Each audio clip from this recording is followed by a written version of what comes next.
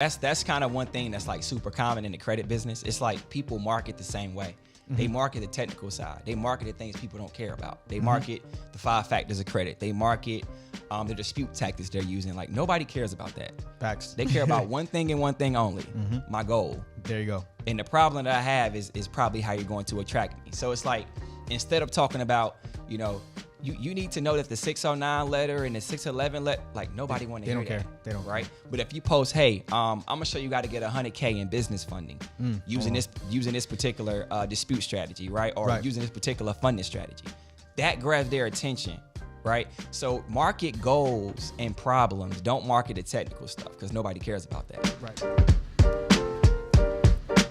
Ladies and gentlemen, welcome back to another episode of the Marvin Francois Show, here where we talk all things business, finance, and investing. And today is a very special day because we have none other than my guy, Ratiq Dewitt. What's good? My brother, how are you? What's up? Bless. I dap you, but you too far across the street. So I just salute you. I just salute you from over here. But now I'm very excited to have this gentleman on because today we're going to be talking about how to monetize and scale a credit business from start to finish. I'm extremely excited for us to get into it. But before we do that, y'all already know the drill. Take a second, take a minute, take an hour out of your day right here, right now, if you haven't already, to slap this like button, show this video some love. But without further ado, let's get it. My guy. What's up? Welcome to the Marvin Francois Show. How are you? Man, I'm doing good, man. Blessed and highly favored. God, most definitely. I know you're coming off of a birthday weekend. Happy belated. Yeah. Right? We here in Atlanta, Georgia, coming fresh off of Invest Fest weekend. I said, listen, if I'm coming to Georgia, I got to speak to the man. Yes, sir. I got to speak to the man. Yes, sir. I got to speak to the legend himself. I said, if I leave Georgia without speaking to you, I shouldn't have even came. You understand? But we here now, man. I'm extremely excited to have you here, and we're gonna get right into it. But before we get started, I'll of course start off the same way every single time. For those who don't know, take a second to let the people know who you are, what you do, how you got your start, and break everything down, man. Got you. So my name is Ratiq Dewitt, at King Teak on IG. It's funny how I started. Like, basically, I was in the trucking industry. Dope. And I was literally getting up 8 a.m., getting on the computer, looking for loads every single day, Monday to Friday. I had 3 trucks, old trucks. My credit was garbage. Okay. I did like an owner finance thing with those trucks from people I seen on Craigslist and whatnot. Okay. But my point is this right here. I kind of did that same thing over and over and over again, getting up at 8, going to bed at around 8, 9, and I'm got my pajamas on. I'm talking about working every single day. Right. And I find myself just in this little loophole, this circle where I wasn't really making any money in the trucking industry. So my wife was working at Wells Fargo as a commercial lease reviewer. Got you. And I was like, babe, look, you keep complaining about, not being able to do what you want to do when you want to do, feeling underappreciated, right? Because she was training people, and the people she trained was making more money than her. Ooh. So I was like, "Babe, you need to get a skill. You need to get a trade." Right. So we went through a couple different things at that time because she started doing her little research, and she started. We hopped on wholesaling real estate. We hopped on taxes. We did that for a little minute. Right. We hopped on a couple different things, but she brought up credit. I was like, credit repair. Every time I heard it, I thought it was a scam. Yeah, well, because the stigma behind it. So that's what I thought. I'm like, okay, cool. Okay, you can try that. You know what I'm saying? I'm down. So she paid $1,000 to this company. Okay. It didn't really work out, so I don't want to say the company name. Yeah. Make a long story short, she was like, it's so much money in this, and then the impact is crazy. I still want to do it. Right. Because everything else we tried before that, we tried it, we just let it go. But this thing she was stuck on. So she was like, I'm gonna look for somebody else. I said, okay, cool. So a few months down the road, she came back and she's like, I found somebody. He in Atlanta, but he want a lot of money. I'm like, what's up? I'm thinking 5,000. I'm thinking 3,000. Okay, cool. That's a lot of money to us back at that time, right? You know what I'm saying? Right. So, but she said, yeah, he want 10,000. Okay. I said 10. First thing I'm thinking, like, bro, I can go get, that's a down payment for a truck. Listen, I can go do somewhere on if I'm doing the numbers in my head. But make a long story short, man, we end up going to Atlanta after debating about it for a while. Because we was really on the verge of not going. I really wasn't trying to let her do that. Right. But she kind of talked me into it because the guy was bringing us to his crib. And was going to learn how to do credit at his house with his family there. So I was like, okay, cool. Went to Atlanta. We learned credit. Came back to Charlotte. And yo, it just went crazy. I think it was December 2018 is when we started doing credit. 2019, we made 480 grand our first year in business. Hold on, say that again, but say it slow, because you about to give me goosebumps. So we just got started. Say it again. Yeah. So 2018 December is when we learned credit. Got you. Coming back 2019, our first year in business, we did 480,000, and that was like strictly through posting organically on social media. I did a couple posts. What do they call them? Boosted posts on Instagram. Yeah. Right. But that ain't the math wasn't mathing. Nah, not at all. So we stopped that, and we did not understand marketing at all. It just was, the space was like, it's like it wasn't many people doing credit on social media at the time. Right. So boom, right? So that's how it started, right? But so after that, year 2, we did 890. Year 3, we did 980, and every year after that, we did over $1 million. And ever since then, y'all just been flying. Yeah, it's been crazy. It's been crazy. And now that you've you learned on your own, right? You were able to put it together, and you've done it over the course of several years. Now you're teaching other people how to do it as well. Exactly. And what I'm doing now is teaching the automation side of things. Right. See, with us, we didn't really see that it was a business at first. It was like, just let me help you fix your credit, and you pay me. Right. And that was really it. Right. But then we end up getting a dispute department. We end up hiring VAs from overseas in the Philippines, and because that disputes take a lot of time. Yeah. So, well, who you telling, brother? I know. I know. Yeah. Right. So having leveraging somebody else's time in order to give yourself more time is what we did, and then we end up getting the customer service team and then the sales team, and now we're at 22 employees. So talk heavy. That's beautiful. And the name of the company, if I remember correctly, ADR Financial Group, right? ADR Financial Group. You know what's crazy? And I told you this before we started recording. I told you this when we met on the phone. Everything. I've been seeing you for like a year and a half, 2 years now. So it's crazy because, like, bro, every time I go on Instagram, this before I got in the credit space. I'm seeing you and wifey on this ad and that ad and this ad and that ad going crazy. I'm like, who are these two? That's over here running it up ridiculous. And then of course we made the connection, and even to get here now, doing the research I did into you guys' company, man. You guys, like, I think you're top 2 best credit companies out of Charlotte right now. Yeah, no, we're number 1. Oh, excuse me, my bad. I didn't mean to disrespect. But we're number 1 2 years in a running as far as credit repair. Expertise.com gave us that title.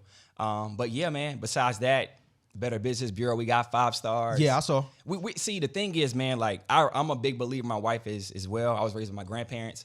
I believe in impact over income. Like, if you impact hard enough, you'll get the money. Like, it's gonna follow. Right. So we've always had good reviews, man. I think we got like 165 on Google, and it's like 4.9 stars, 1 bad review out of 169. Yeah, you can't make everybody happy. Yeah. But every other review platform you could think about, so tell us, I think we got like 200 and something there. So yeah, man, all 5 stars. Y'all doing y'all thing, man. Y'all do it. Listen, I was searching through Google.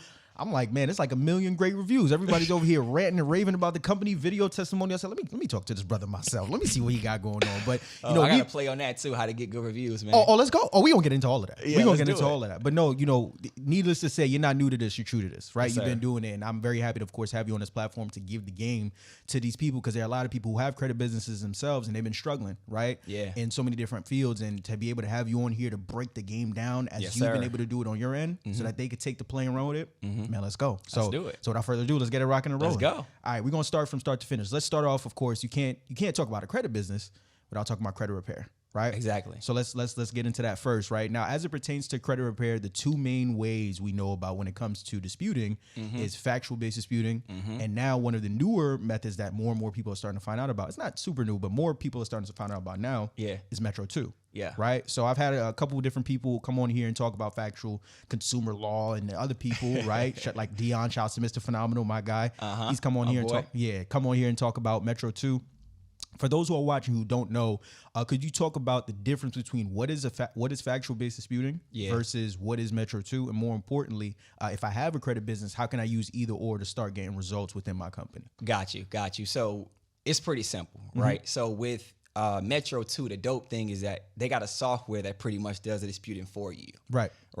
But Metro 2 is talking about the delivery of the accounts that's being, the delivery of the items that's being reported to the credit report. So how was it even verified to be delivered to the credit report, right? Was it done the right way? So that's called Metro 2 compliance. That's what the system is that actually sends information from the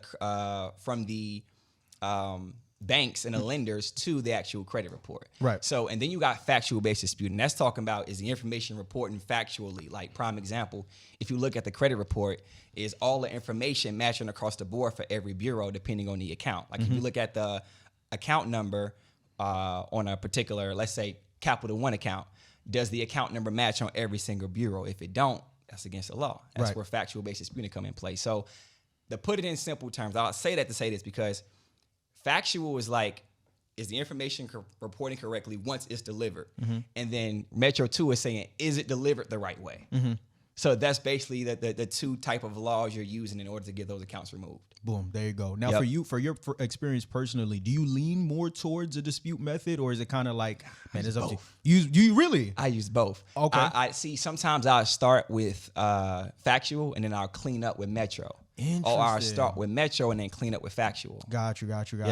Interesting. I've experimented with both. More or less, the effective. They're both equally effective. I think it's just a matter of like how you go about using them, right? Yeah. Because with some people with factual, some people use like the templated letters. They'll get off like a platform like Credit Repair Cloud, and that ain't it, right? And then you have other people. Ain't gonna do it. Other people who actually take time to learn consumer law and things of that nature, right? They take time to learn the laws, and some people put together the custom letters, right? Yeah. But then in the case of Metro 2, like you said, Metro 2 tackles the reportability. Like you said, how it was delivered. Right, how it was delivered onto the credit report, and then from there attacking it. So there's not one that's ridiculously better than the other, but I ain't know that you use both. I've dabbled with both. Right now I'm with factual, but either way, those are two ways to go about doing it. See, this is what I'm going to say. It's like, having more than one tool in your basket is what you want to do. Like if it was another dispute tactic, see consumer law, it's I don't get into it because it's a super duper tedious process. It's deep. And I get results with Metro 2 and factual just fine. But my point is this, like when I first started doing credit, first of all, I wasn't doing it the right way. Like kind of like what you talked about, the accuracy thing, and things wasn't really taking off like that. It was doing all right back then, but not like Metro 2 and factual. Right. But my thing is like having multiple tools in your basket is the key. You don't want to be using one thing and then, your results don't come back like you want to and now you're looking crazy. Right. So it's like, again, just try to grab as much information as you can. As many tools as you can when it comes to disputing. 100%. So yeah, from there, if you're a credit business owner, I mean, it's up to you, right? You're going to do your due diligence to figure out if you want to do Metro 2 or if you want to do factual. But either way, right now, those are the two main ways. Right, yeah, and you know what's crazy with factual? One thing I kind of create, I call like the alley hoop and the slam dunk. Okay. This joint is crazy. So basically, the credit bureaus, man, they be on some bull. It's like every single time so this is what I do. I'm going to break it down to you. So basically, when I'm do my round one disputes, right, I'll pretty much send a regular letter saying, hey, look, I just checked my credit report. Right. I just want to make sure all the information is correct. So can you please verify the information is correct and then send me my report back, right? And then after they send it back to me, every single time they always say verify. Right. Then I go through on factual based disputing and say, nope, that's not right. That's not right. That's not right. Right. Prime example, if you look at the open date on an account and it's different on Experian than it is TransUnion. Get that thing out of there. That's a reason to dispute. Hey man, I asked you to verify my information. You said it was right. Right. Now I'm looking at TransUnion and TransUnion is different from Experian and Equifax. That's you got to remove this account expeditiously. Right? Exactly. Right. Because it's against the FCRA. Right. So with that being said, it's just the more reasons you find on one account, that's the easier it is for you to get that account deleted. 100%. So that's why I love that first round. Like I do my first round, I don't get no disputes, no deletions. My second round go crazy every 100%. time. Yeah. More. 100% right. 100% right. But now, it's a lot more to a credit business than just disputing, brother. Remember, exactly. This is a business. It's a business. It's layers to this, exactly. Right? And so we take care of the repair part. Now let's go a little step further. Let's talk about marketing. Right. Let's talk about let's get into it, because whether you have a credit business or you selling mangoes on the highway, anything, t-shirts, whatever the case may be, furniture store, whatever it may be, the name of the game in any business that you're in, you know just as well as I do, is marketing, right? 100%. If you don't know how to get your product, if you don't know how to get your service in front of the right people on a consistent basis, then your business will never grow. You'll never 100%. Be able to scale, right? So let's get into that, right? Because you being in this space and being in there as long as you talk about what your beginning was, right? In terms of getting the ball rolling and getting yourself in front of the right people. And now you've been able to create a system, right, for your business to where it's like, man, these leads is coming in like clockwork. Exactly. And there's some credit business owners that's looking at you and they're like, okay, what this brother got going on there? How? What? Why? Listen, I'm here with my notepad. I'm ready to rock and roll. And I'm sure that a lot of your success has not only come from you doing your own thing, but even seeing what other credit business owners are doing and being like, that ain't right. Okay, no, that's cool. Nah, okay, that, you understand? Definitely. So with all that being said, let's dive a little bit into marketing. For you personally, being in the space as long as you have been, what do you think are some of the biggest do's and don'ts as it pertains to marketing your credit business that's these people who are watching today can take away from? Yeah. So that's kind of one thing that's like super common in the credit business. It's like people market the same way. They market the technical side. They market the things people don't care about. They market the 5 factors of credit. They market the dispute tactics they're using. Like nobody cares about that. Facts. They care about one thing and one thing only, my goal. There you go. And the problem that I have is probably how you're going to attract me. So it's like, instead of talking about, you need to know that the 609 letter and the 611 letter, like nobody want to hear that. They don't care. They don't right? care. But if you post, hey, I'm going to show you how to get $100K in business funding using this particular dispute strategy, right? Or using this particular funding strategy, that grabs their attention. Right. So market goals and problems. Don't market the technical stuff because nobody cares about that. Right. Like I got a mentee right now, man. I just told him the other day he joined about a week ago. And he knows his stuff. He knows Metro 2. He knows factual. He knows consumer report. And that's what he's been marketing for a while now. And I told him, hey, look, bro, switch it up. Market goal. His first video, he got 6,700 views on his first video doing goal-driven content. That's the highest he got so far. Crazy. So, again, market what people care about, not what you think they care about, what they actually want. Son, I pulled you over today? Because I was doing 90 and a 40 and hit 3 people along the way? No, I don't care about that. What I do care about, though, is when checking our system, seems like you got a 580 credit score, right? Now, normally, I'd give you a ticket for this, but instead I'm going to give you a link to a website called francoiscapital.com, right? They specialize in removing hard inquiries, charge-offs, collections, student loans, evictions, and so much more. So when you leave here, head over to francoiscapital.com and book your free credit consultation today, the Capital way. All right, well, thank you, officer. What the hell is this? Are you even a cop? Have a good day. Got you. So what are some different ways? Because like you said, it's that's 100% right. Like, for example, if somebody's trying to get their credit repaired, they don't care if you're using a Metro 2 or 609. They're coming to you not because they care about their credit repair, which is cool, but they care about what comes with having good credit. Exactly. Right? So if somebody's coming to you to get their credit repaired, it's maybe because they're trying to get the house. Yeah. They're trying to get the car. Yeah. They're trying to get the funding, right? Exactly. So instead of sitting here and talking about, well, the 5 components of a score is, hey, you want this car? Well, come on down this way. Exactly. And you get it rocking and rolling. But to your point, a lot of people aren't seeing it in that way, right? They're looking at it as if they're talking to another person who's a credit business owner. And that's not it. So to dive a little bit deeper into that, right? If I'm a credit coach, a credit specialist, hearing and understanding that based off your personal experiences, what are some different ways on top of that that we can do, different things that we can do to set ourselves apart from a lot of these people out here that are marketing in that way to where I'm over here getting all the leads and clients that they can get because they don't know what they're doing. Okay. So I got a story for you, right? So let's say you were driving down the street and you seen a man with a sign up and he said, I'll give you $5,000 if you give me your phone. Would you give me your phone? It depends on how nice my phone is, but see, look how you took your time on and thinking about that. Right. The answer will probably be no. Right.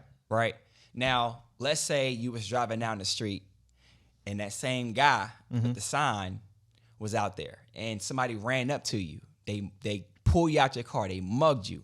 He ran over. He took his shirt off his back. He said, oh, my God, he covered your head. Your head was bleeding. He said, give me your phone. I'm going to call the police.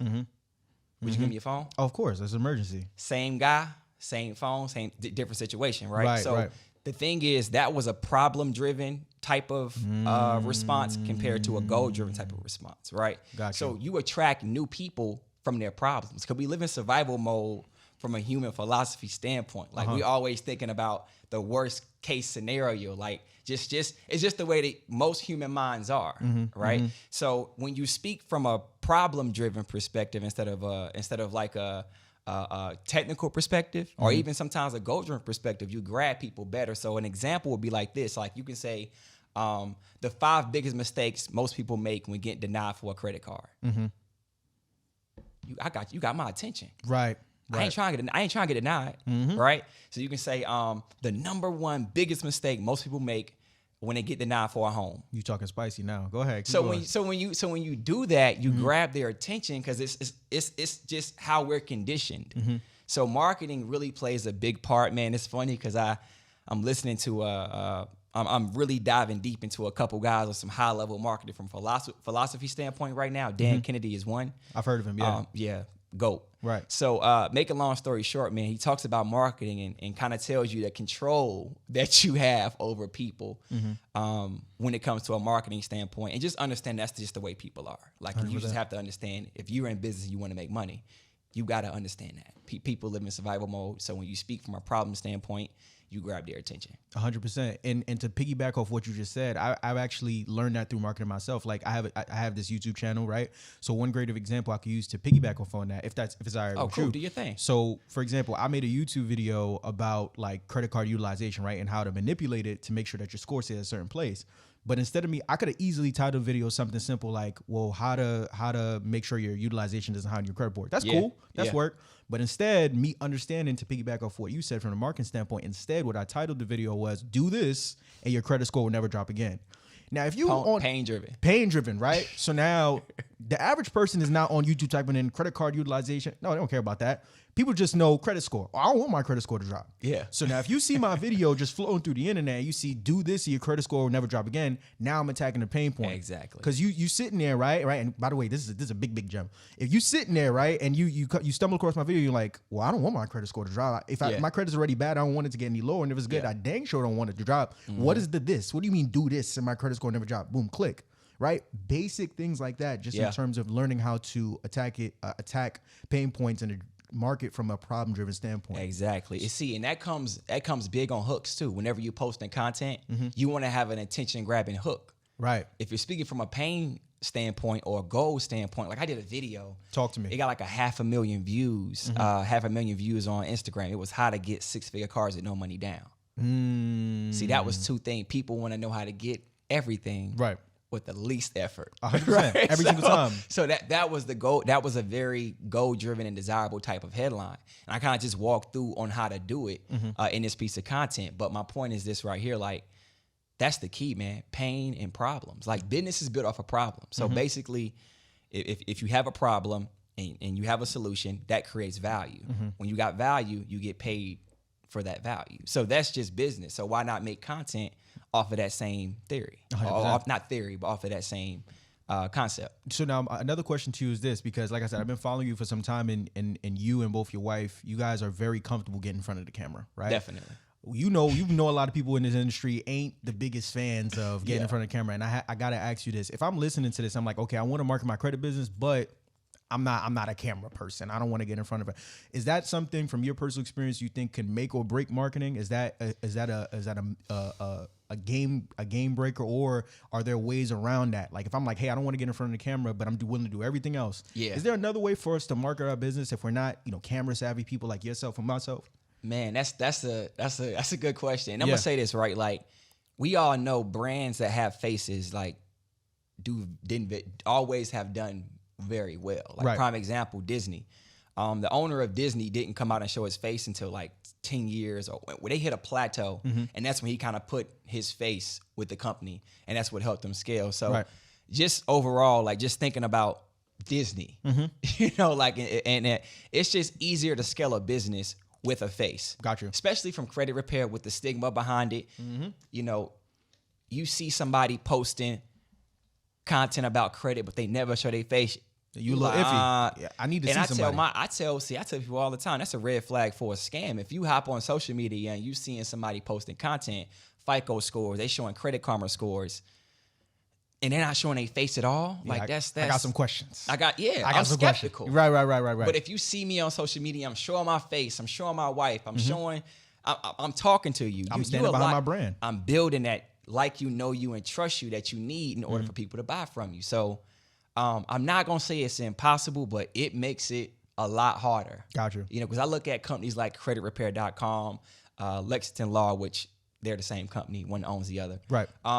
And they don't have a face. Facts. You know, but they've been around for years. 100%. You know Right. So who's to say what it took for them to get there? But my point is, hey, look, small business owner, people buy you.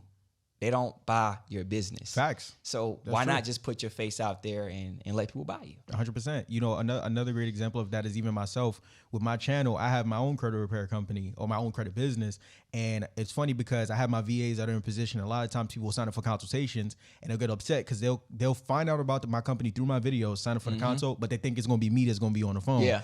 So my VAs will come back to me like, yo, this person want to speak to you. This person. I'm like, hey, they ain't signed up for me, they signed up for the company, but it's like, nah, in their mind, they're signing up for the event, and that's what it is. So out to the point that you just made, it's like, hey man, listen, if you're not comfortable getting in front of the camera, would you get comfortable if I told you your business, your sales would scale from 5 figures to 6 figures? Exactly. Let me tell you something. I get real comfortable. Exactly. I get super duper comfortable. And you got to get uncomfortable in order to grow. Like that's where the growth is. Like every single time I did something that I didn't feel like, I'm like, okay, I feel like that'd be the best thing to do, but it's uncomfortable.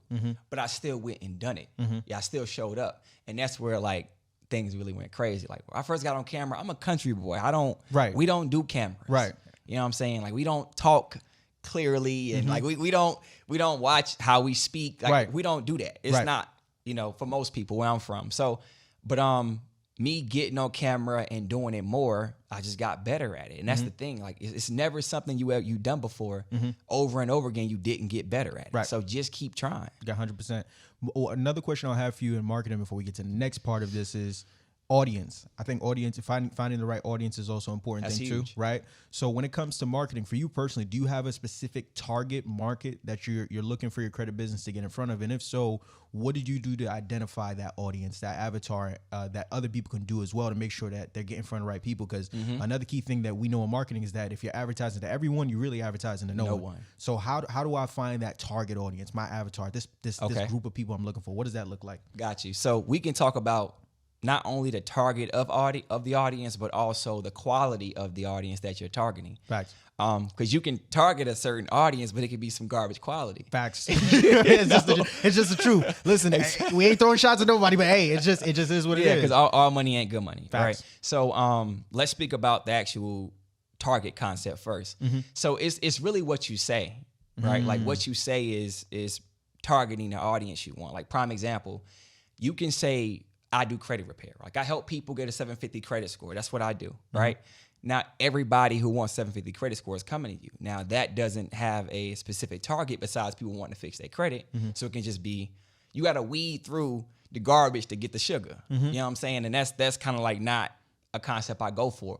Or you can kind of speak to an audience you know that is motivated, that's determined, Facts. That has the ability.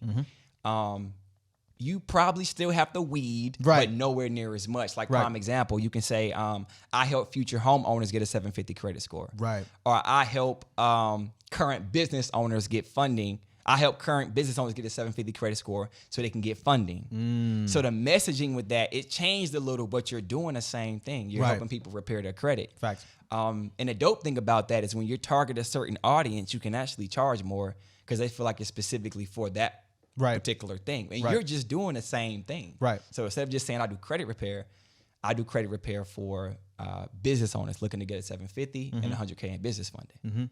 And like you said, that messaging is huge because your messaging could be the difference between targeting an audience of, ages 25 to 34 versus targeting an audience of 35 to 45, right? 100%. Because those two age groups, we're just talking about age. Because with audience, we're talking about gender, we're talking about ethnicity, so many different things. But even just something as simple as age, your messaging could be the one word in your messaging could be the difference between what groups you're targeting, right? Because Go ahead. No, prime example, like what you just said. You can tell somebody I help I help people fix their credit. You gonna have people coming in you that don't even need credit, even, like young. I call them. So I got avatars. Talk to me. Or I got avatars of the business: the young and confused, the bounce backer, the recently divorced. Right. And with these people, they are in the same situation, so I know how to help them. The young and confused, they'll come to you thinking they need credit repair, and all they need to do is build their credit. Facts. So what you saying in marketing, say I help people fix their credit, or I do credit repair, you gonna get those people. I don't get those people anymore because I switched my marketing. Right. So that's why it's important. It's not really what you're selling, it's what you say. So just be real careful with how you position your words, because that's who you're going to attract. 100%. Man, that's a gem. That's 100%. Really a gem. So, like we said, when it comes to business, credit business or not, there's always layers to it. So we talked from the aspect of a credit business, we talked about credit repair. Yes, we did. We talked about marketing. Yep. Right. So now, okay, we know we have an idea of how we're gonna fix the credit. Yeah. We have an idea of how we're gonna market the business. Yeah, how we gonna get more clients. Now we started putting these keys and these gems that Teak gave us on the Marvin Francois show. Now we got these leads coming in. Now let's talk about the fun part. Let's talk sales. Let's talk money. Right? Because that's why we're here, right? I mean, who doesn't want to make more money? I want to make more money. I know you want to make more money. Definitely. So let's talk sales, right? Once we learn how to market our business the right way, right? We identify our audience, we figure out our messaging, we know we start getting uncomfortable being comfortable getting in front of the camera, right? These leads start signing up for our services, right? Our avatar and our audience start signing up for our services. You gotta close them. It's time to get on these calls and close these leads, brother. 100%. It's time, right? Yeah. What are some of the things that we can do when we're getting on these consultation calls to improve our conversion rate and make sure that, majority of these leads that we're getting on the phone with, we're closing them and turning them into clients? Talk us through it, walk us through it. Listen, hold on. Talk slow. Be thorough. Because we talk about money now. Yes, sir. Go ahead. So this is the thing. That was a problem for me as well. Outside of marketing, sales. Got you. I get people on the phone, but they wouldn't sign up, and they throw smoke screens, and I'm trying to figure out why. What did I say wrong? Over time, I end up just putting some pieces together myself, but I realized I really still wasn't closing at a high level. Got you. What I figured out was that I wasn't doing pre-qualifications before my actual main calls. Okay. So I have a setter and I have a closer. Explain what both those things are. A setter is the person that pretty much does a triage, a pre-qualification call before the main call. So they're asking questions. Their main thing is 4 goals. If you're able, which you're financially stable, that's able. If you actually have a problem that we can solve, if you have a goal, and if you, lost my train of thought. So goal, problem, the ability, and, that's it. Yeah, goal, problem, ability. I was thinking it's 4. Yeah. So that's the main goal. So what they do is they pretty much just ask questions like, hey, so what exactly are you trying to do? Right? I'm trying to buy a home, trying to buy a car. Okay, cool, great. That fits within our bucket if we want to work with. Okay, 100%. Cool. So are you financially stable? And what we consider financially stable is someone who has $1,000 or more left over after paying their bills. Got you. Okay. Cool. Oh, and the 4th thing was the spouse. There you go. That's what it was. So, do you have a partner or a spouse that you plan on getting this house with, getting this business funding with, right? And then more so, what is your problem? What's your biggest challenges? So once we get those things squared away, we know whether we can actually move them on to a full consultation or not. Gotcha. So if they're not financially stable, let's just reconnect, because we're going to give you a lot of game, and you're not going to remember it 2 months from now. Facts. Right? If they have a spouse, I love that, because I pretty much say, hey, look, let's just meet up at a later time and discuss with both of y'all, because 1 is better than 2 in buying a home and getting business funding. Facts. And both of y'all credit, right? So what that normally does is lead to a double close. Ooh, you talking spicy. Let me sit up. Say that again, but say it slow. Yeah. So what that normally do when you speak to a couple and one of them is not on the phone, you get the other one on the phone at a later date, that can lead to a double close. Got you. We do it all the time. When somebody say spouse, I'm like, you just start smiling. Man, like, hey, man, God is great. God is good. Exactly. And one of the main things is their motivation. And I say their motivation is behind the problem, right? Because that's what business is about. So what's your problem? What's your biggest issue? What's your biggest challenge? I'm trying to get a truck, man, and I'm just having a hard time getting it. So what do you mean by that? And that's one thing too. With pre-qualification calls, we get to the bottom of things. We don't you don't just tell me you're trying to get a truck and that's the problem. I want to know what have you done before to know that it's a problem. Right. You tried to apply, you got denied. Right. Okay, so that's a problem. How much did you need? 100 grand, 150 grand. Okay, cool. How much do they want down? 75K. Oh, that's quite a bit. Yeah, if your credit was right, that probably would be a lot lower. So you get down to the bottom of the problem. That's good. And that way, when it comes to the main call with the actual closer, the closer gives the full consultation. So he kind of goes into what the setter did, but a lot deeper, right? Right. So he figure out this is what I like. I like my closers to do. I like them to kind of be the bridge between the problem and the goal. And we're on the phone talking about the solution. So we're the bridge, right? I call it the bridge. So the problem and the goal, and their goal is to kind of get a little deeper on their goal, get a little deeper on their challenges. And throughout the call, we're kind of asking questions like, okay, cool. I just explained to you what the process is like on a scale of 1 to 10. How do you feel about it? Anything under a 7, we don't take it because nobody does anything at a 7. That's a fact. Right? So if they say 7, okay, why not a 9? Why not a 10? And normally what that does is that pulls out like the motivation behind whether they're really serious about fixing their credit or not. Right. Another thing, you're going to have people that say certain things, but they don't really mean it. Right. So what you really want to listen to is tonality. You know, like you got a girl. Yeah.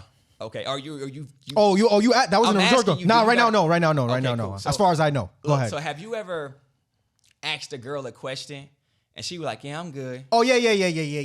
She said she was good, But you heard her tone was tonality like said different. babe, is everything right? I mean, everything's fine. And then, I know what you're talking about. So that's one thing you want to listen for. Like tonality is huge, bro. Like Right. the certainty in somebody's voice will let you know whether they're serious about or what their answer really is. Right. Somebody give me tonality that's ain't right. I'm like, hey, you don't sound a little sure. Right. Like, Right. You sure? What's on your mind? Be honest Right. with me. Be transparent with me. I'm being transparent with you. Be transparent with me. Let's go. What's up? Right. Talk to me. And normally I pull it up out of them. So we went from like a 52% close ratio. No. It was lower than that. We went from a 16% close ratio to a 50% close ratio to a 62% close ratio.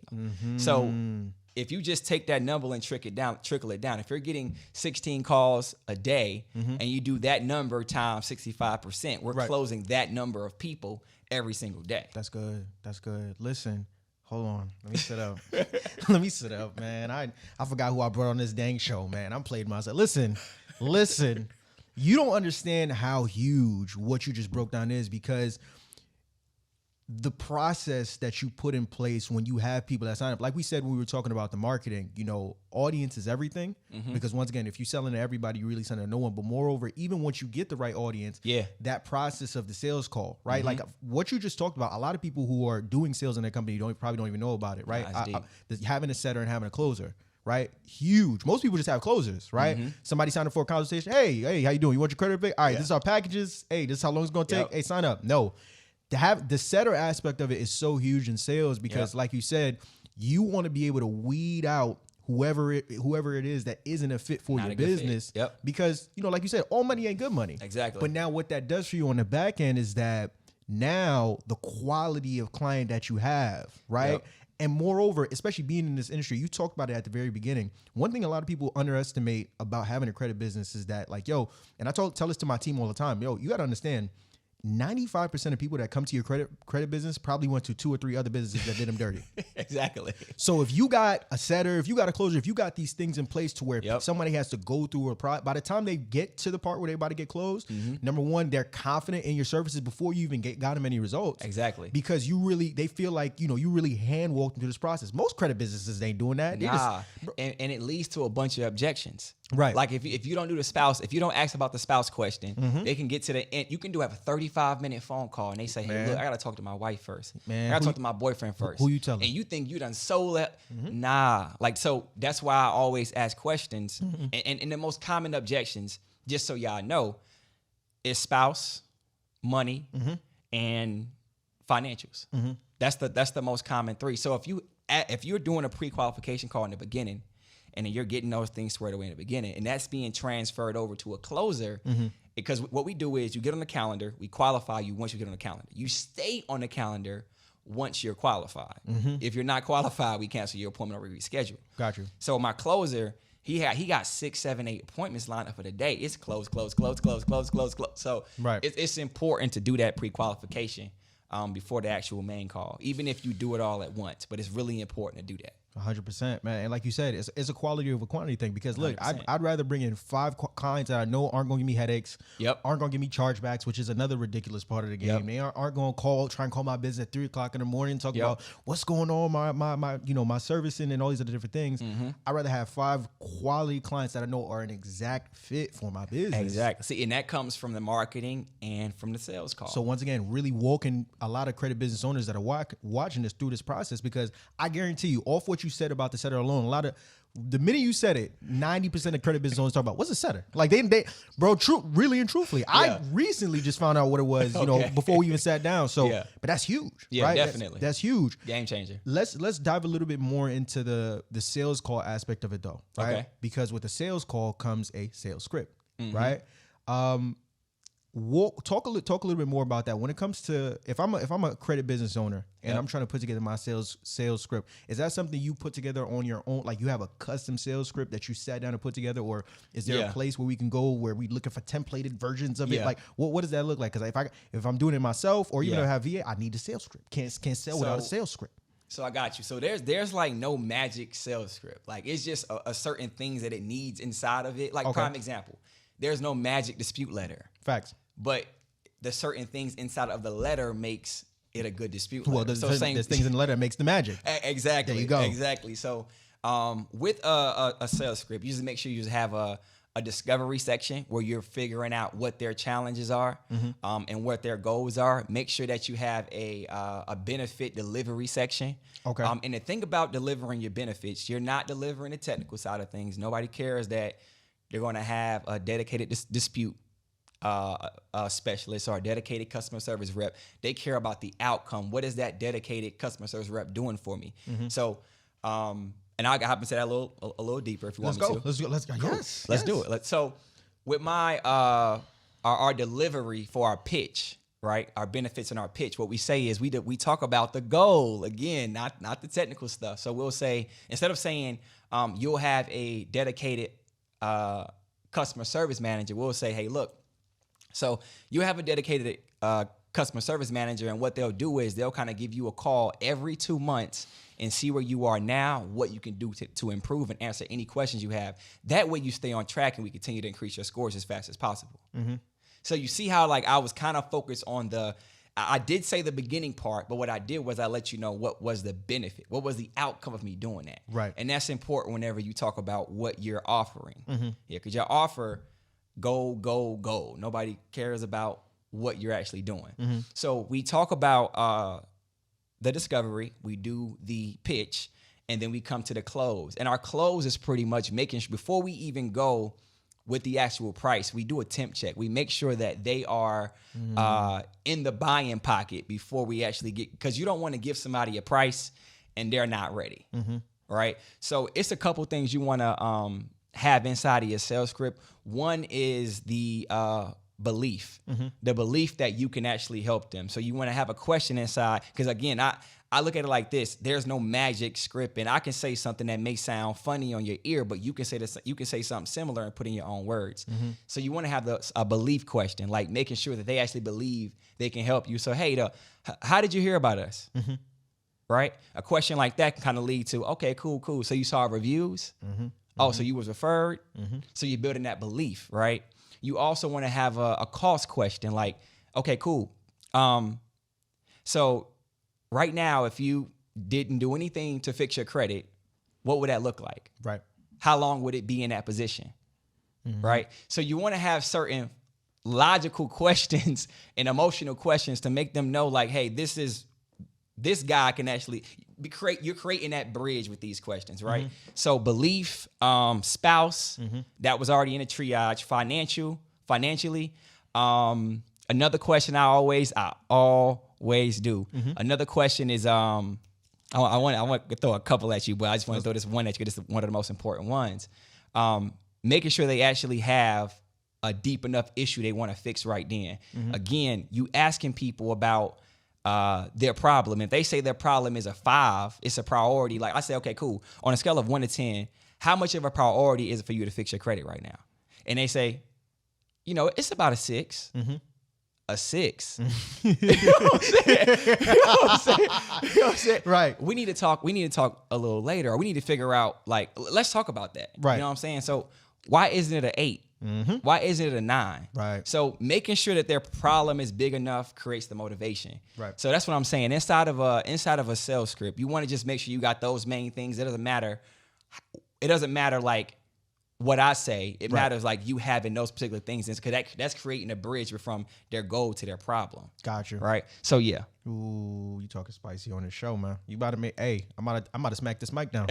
You keep going, I'm gonna smack this mic down. That's what it's all about. Because again, not to cut you off, no, you but good. That's what's going to stop the objections at the end. Mm-hmm. You can either have a 10-minute call or you can have a 30-minute call. Mm-hmm. Right. I'd rather have a 5-10-minute call to nip things in the butt, and we reconnect later, and you know that what I'm offering, this opportunity I'm offering to you is something serious and it's life-changing, opposed to you just going along with talking, having a conversation with me, you know. So that's just not 100%. That's just not where it's at. So now another question I'll have as it pertains to sale, you made mention of it just now, the objections, right? Because they always come, and I think having a setter helps to kind of dwindle them down a little bit, but I still feel like they come here and there. For somebody who's listening to this right now and is like, okay, they're doing their sales call, they're working out their sales script and all these other things. Yep. What are, from when you were kind of building up the sales aspect of things, and even now, what are some of the most common objections that you've come across that a lot of people who also have credit businesses or just businesses in general come across that they can find workarounds? So for example, one of the most common ones I was dealing with at the time as well, I got to think about it. That's the number one thing, right? People are always a little antsy and things of that nature. Yeah. So what are some of the more common objections people can expect to have when they're doing these calls, and are there any workarounds to get around it? Definitely. So you just said one. Yeah. Right? I got to think about it. What is there to think about? Right. See, sometimes it's like, as a professional or as a credit coach or a credit repair business owner, we kind of like, we stay on the far edge too much with asking certain questions and get like, I'm passionate about helping people. So when I'm on the phone with you, I'm serious. Mm-hmm. Now, if you tell me what do you got to think about? Mm-hmm.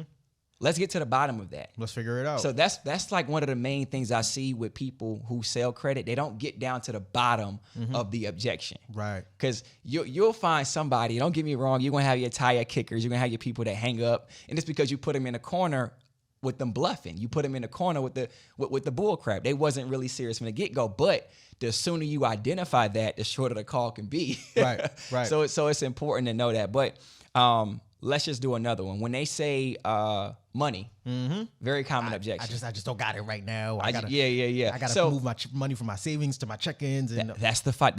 What I said earlier. Right. Like, are you financially stable? And what we consider financially stable is someone who has, and I'm gonna tell you how deep I get with it too. Someone who has $1,000. Sometimes I say $5,000, right? Someone who had $500. Oh, $500. Okay. Left over after paying your bills every month. Even though that's like minimum, that's normally I say $1,000. And if they say, yeah, okay, cool, okay, great. So, how much available credit do you have right now? Mm-hmm. Right. Okay, cool. About 3,000. Mm-hmm. Okay, cool. What about actual cash you have to invest? How much do you have to invest in yourself right now? Mm-hmm. See, with you asking those questions, you're kind of setting yourself up to remove the money objection. Right.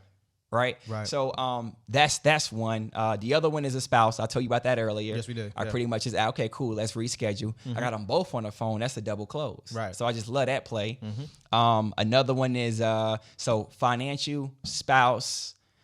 That's really the two most common. Right. Yeah.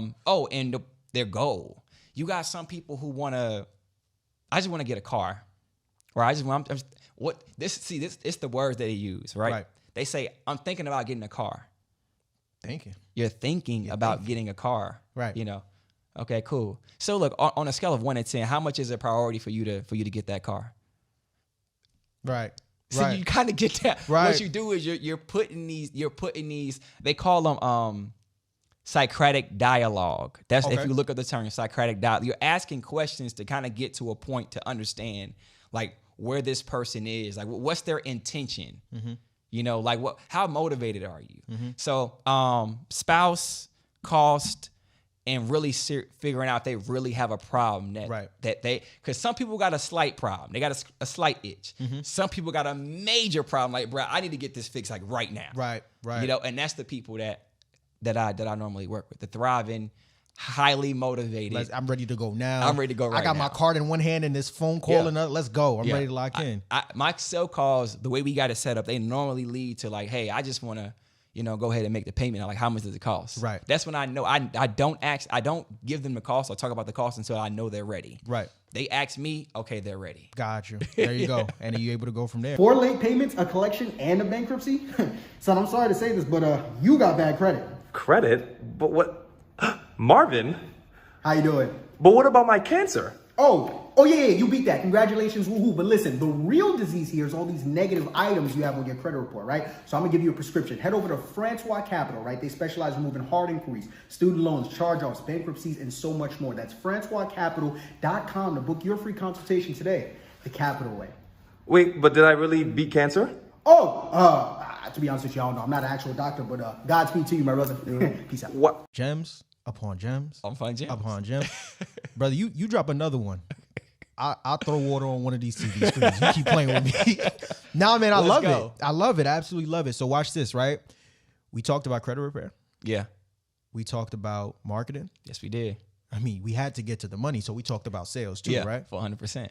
But now, if I'm a credit business owner, I'm trying to scale this thing, but why do we want to scale? We want to scale so that we can spend less time working in the business and more time working on the business, right? 100%. And a big part of that is, of course, this is the marketing. Of course, this is sales, but it's that magical A word. Say it with me now. Automation. Automations.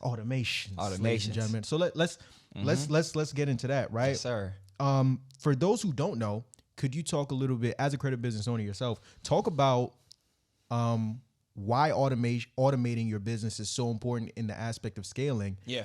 And how can we automate our credit business? So like I said, we're spending less time working in the business and more time working on the business. Yeah. So it was a guy I was listening to on YouTube one day named Myron Golden. And he was breaking down the GOAT. The GOAT.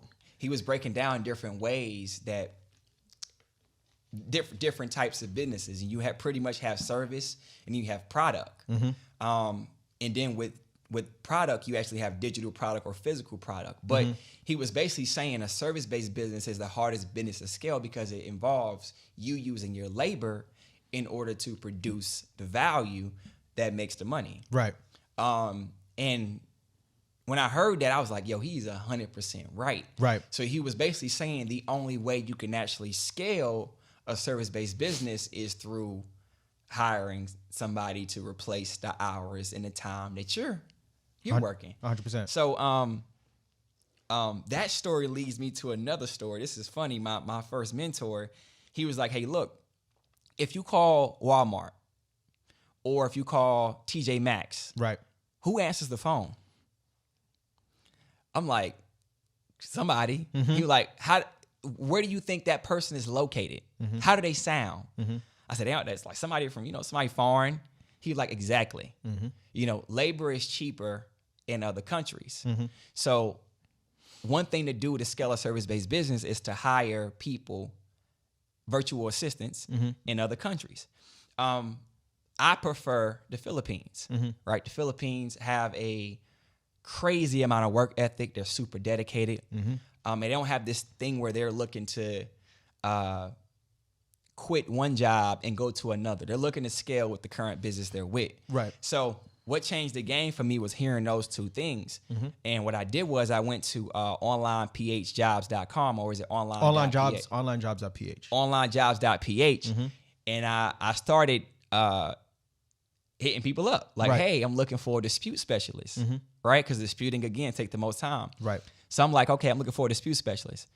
I had a lot of bad apples. Oh, I'm gonna ask you about that next, but go ahead. Okay, I had a lot of bad apples. Hey, man. Yeah. So I'm gonna talk about that. But make a long story short, what I did was I hired people to do the things that I needed them to do for my dispute side. Right. We ended up having like 2 dispute specialists, and we went like 4 and 5 and 6. And what that did was that just freed us up from doing credit repair. Like, to keep it 100 with you, I don't remember the last time I did a credit report. So it's like, let me sit up. So brother talking spicy. Yeah, so that was one of the things that changed the game for me, just tapping in with the Philippines and then interviewing them. And then their cost per hour is crazy cheap. Like for a data entry person, you're looking at like $3, $4, $5 an hour, depending on their experience. Right. Don't get me wrong. I'm not into like just throwing out cheap labor. Right. I want to see people do well. Right. So every 6 months I give a performance review. But my point is, going to the Philippines and hiring them to do the things that we would do on a daily basis helped us scale tremendously. So we dispute, then customer service, and then we went sales as well. There you go. Boom. Okay. That in and of itself is another gem too. But now let's get a little bit deeper into that, because you said something about some apples. Yeah. And I was going to go there because on this show, we want to be truthful. We want to be authentic. We want to no fluff. No fluff. Straight to the point. Let's talk about it, brother. Yep. Because there's a good side to getting these VAs. It is. And then there's a sour side to getting these VAs, especially when it comes to onlinejobs.ph. So for those who don't know, and I'll dive a little bit deeper into it if it's all right with you. Online Jobs PH is basically, it's almost like an online database where, us here in the States, we're able to connect with workers in the Philippines who are looking for work. More often than not, a lot of the people that's on onlinejobs.ph they're geared more towards what we do as credit business owners, right? Dispute specialists, sales representatives, customer service management, the whole nine. Yep. But the problem with that, though, and it's not even just that website, but with anything, hiring is always going to be tough. Yes. Because, your business is your baby, and you can't just bring anybody to come and babysit your baby. You want to bring in the right person with the right intention, right everything, right? Yeah. Or else otherwise you're going to turn one way and turn the other, and next thing you know, your business is upside down. Exactly. So you kind of touched on it, how, you went through some bad apples. And, whether it's the Philippines, Tanzania, India, don't matter. It don't matter. You always gonna have headaches when it comes to bringing people in your business. That's just the sour side that comes with entrepreneurship. Dive a little bit more into what your experiences were with, I guess, some bad VAs that you brought in. Yeah. And also learning from those experiences now, how can me and everybody else's credit business owners who are watching this learn from those experiences in terms of what do we need to look for when we picking out these people? Talk about that. 10-4. So bad experience. I got not hit. I found out that one of the VAs I hired actually was a staffing company, and she was working within my company, and then she switched out with somebody else. Right. So, I would really check heavily to make sure, and they on Facebook, right? So normally they do their staffing through Facebook. So if somebody comes inside of your company and they want to work with you, do a little search on Instagram. Let me do a little search on Facebook. Make sure they're not a staffing company, because I found out she was, and I found out because the switch wasn't really a good switch. The one she switched with, the VA she switched with, didn't really understand what we already had talked about. Right. Another thing was the Philippines has a lot of bad weather. So real bad. Don't hire VAs that stays in rural areas. Hire VAs that stay in the inner city where they got, good power connection, where it's like they don't have a lot of power outages. That's a gem. Yeah. Right? So don't do that. Another thing was I was picking up a lot of VAs that was like English, just really bad English. And what I figured out was they got VAs who take English communications in school, and they also got English teachers, people who teach English. Right. That's the people I hired for my customer service team. Gotcha. Why? Because they studied the language. English, right? Yeah. 100%. So besides that, man, those I kind of jumped from my problems to some of my things I do when I vet. But my thing is this, after you find about 2 or 3 good VAs, connecting with their friends, asking them hey, do you got anybody that be interested in, doing the dispute department? Anyone interested in doing credit repair? That's literally how my team got built. I didn't keep going to the online PH. I didn't keep doing. I was asking them, and they're like, yeah, I got somebody. So now, and I'm telling them, hey, look, now you're referring somebody to me. This is your name on them. So make sure they're good people. And they were good people. There you go. So that's kind of how the team scaled. Once you get 1 or 2 or 3, and then one thing I see too, bro, it's like people treat VAs because of what they pay them. It's a lower cost than Americans. They treat them like garbage. Yeah, and that's a human being. Facts. Talk about it. That's real. a human being. Right. So show them you appreciate them. Facts. Right. give them bonuses, right? Congratulate them when they're doing well. I got certificates and everything I give out to my team, right? So it's like by me creating that culture, we all just know one thing. It's about the business. Like everybody going hard as possible. If you're a weak link, we need to let Ratiq know. We need to let Lex know because you're affecting all of us, right? So I found out from the staffing situation. I found that out from one of my other VAs. She was like, "Hey, look, we're all working hard," and I just realized that this girl that she brought on, her name was Rochelle or Rachel. She's a staffing company. She hires, and when she broke, I was like, "What?" You know what I'm saying? Right. That's just one thing, and just to make sure they're not working for anybody else at the time, because a lot of times they will do that. Yeah. You want to say, "Hey, it's a full-time job. Right. If you're not able to work full-time, I don't want you to work anywhere else. If you're not able to do that, be upfront and honest with me because I will find out, and I'm gonna have to let you go, and it'll be a waste of time." Right. So that's just some of the main things that help scale the automation side of 100%. Another gem I'll give them, especially when it comes once you get your VA, if you really want to be able to stay on top of this, and I don't know if you do this in your business, you want to get a software, and we're actually getting ready to get into this next. You want to get a software that monitors, their screen time and things like that they're doing, because I'm fortunate enough to where I haven't dealt with too many headaches. I've had my fair share of bumps. Don't get me wrong. I have my fair share of bumps and bruises. But as it pertains to VAs, one common thing that a lot of VAs are known for is stealing time. So a lot of times you hire VAs and you think they working, whole time they chilling, feet kicked up, and they just collect the money as it come in, right? Because they get paid on an hourly wage. So you want to get a system, you want to get a software that monitors their screen and lets you know, how active they are throughout their day to day. Exactly. I don't know what you use. What I use in mine is a program called Hubstaff. Right, so Hubstaff is basically a screen sharing platform where you'll have access to it, and the VAs will have to sign up for it. To where every couple of minutes they'll do like a screen grab of their screen, so you see what's going on. And you'll also be able to monitor their activity time as well to make sure that ain't nobody in here stealing time and just working not to work. Another question I would ask you is, I got one for you though. Talk to me. Go Time Clock Wizard. Ooh, Time Clock Wizard will screen record their time as well. Got you. And it keeps track of the amount of time they're actually working. Boom. That way you know how many hours you need to pay them for. There you go. You know when they're clocking in and clocking out. On top of that, you're recording their screen. There you go. Boom. So That's another one too. Okay. And then now let's use that as to get into another aspect of automation, which is we kind of just touched on now. What are some different systems and softwares, right? Because, the virtual assistants are one part, a very large part about automating your business. But there's also certain systems and softwares we want to have in place to where, like I said, we want to work on the business, not in the business.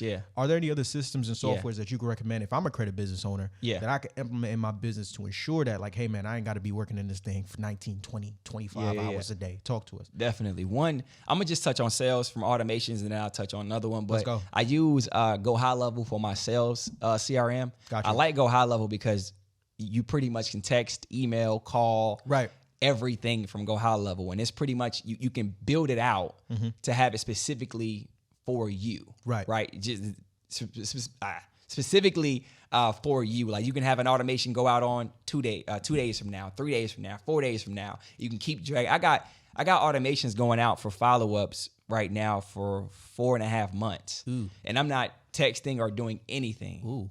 Oh, so crazy. Okay. Yeah, so Go High Level with the automation. They call it a workflow. You can set automations to follow up with people without necessarily having to follow up with people. Gotcha. Another one, I know CRC. Right. CRC, we kind of use CRC not only for our disputes, but also for our internal notes. Every time you talk to somebody on the phone, you need to keep track of that conversation because somebody will say you said one thing when it was another. Right. Another one is ClickUp. Ooh, I never heard of that one. ClickUp. Say that again. ClickUp. Okay. ClickUp. We use ClickUp you can use ClickUp for anything. I use ClickUp for not only my business, but also personally. So you pretty much got everything you will ever need inside of ClickUp. So documents, you can pretty much write notes. You have board view. You ever seen board view where you can drag one piece of board to another side? So prime example, on our onboarding side of things, when we bring a client on, we have a board view showing what stage that client is in. Did we receive all of their documents? Did we get their smart credit logins? Just kind of like, and then we say ready for a dispute. And then that's when the dispute team will grab the client and go from there. So that's the softwares that we use: ClickUp, Go High Level, and Credit Repair Cloud. Boom. There you go. And that's that and that. Okay. Amen.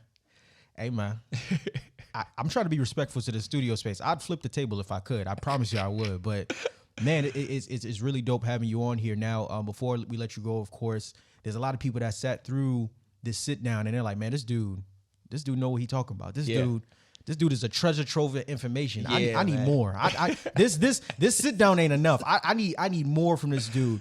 Sure. I know that you have, some things that you put in place recently to continue to assist credit business owners beyond just the sit down. Talk a little bit about that, and of course, breaking down what those things are, and also where the people can find you as well. Yeah. So, I recently wrote my first book. There you go. And with marketing, thank you. Dropped it on my birthday.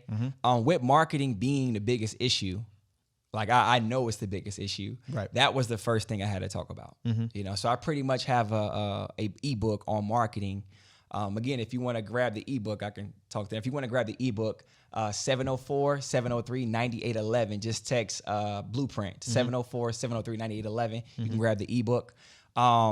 Besides that, I also have a high-level mentorship where I'm actually talking to you about how to monetize and automate the credit business. Got you. I didn't say how to monetize credit repair, how to monetize the credit business, because what we sleep on, we need to hop a little deeper into this, but what we sleep on as financial specialists is the digital side of things. Like you don't always have to send dispute letters to make money.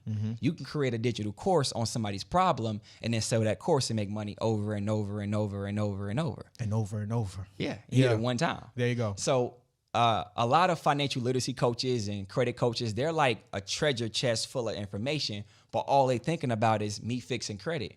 What about you hopping in digital space and showing somebody how to do a funding play where they can get $50,000, $100,000 in business funding? You can show them how to repair their credit, build their credit, and get $100,000 in funding, all in one course, and then sell that course over and over again. Okay. And that's a gem. Is there another way that we can also, on top of just the digital course, is there one more way, just one more, that we can generate additional sales in our business beyond just credit repair? Definitely. Affiliate income. So prime example, you got companies like Smart Credit. Smart Credit, they pretty much show credit reports to consumers. You can get an affiliate program with them. It's called the co-brand account. You have a wholesale fee, and you can charge a fee on top of the wholesale fee. Right. And everybody who signs up for your program, you're getting paid paid by them on a monthly basis. That's a gem. Yeah, like right now we're in between $6,500 to about $10,000 a month. Let me sit up. Strictly on Smart Credit. Why are you talking spicy like this? Because I'm telling you, bro. Like again, that's why I say I don't monetize credit repair. I monetize the credit business. Gotcha. Because there's so many ways to make money. It's ridiculous. And then another gem is not only just affiliate links through credit monitoring, but also through other credit products. Can you talk about that as well? Exactly. So like building credit, right? Yeah. So you got Credit Strong. Credit Strong offers credit building programs, guaranteed approval. They do the same thing. They got a little wholesale fee. You sign people up. They pay you on top of you whatever price you set on top of the wholesale fee, you get paid for.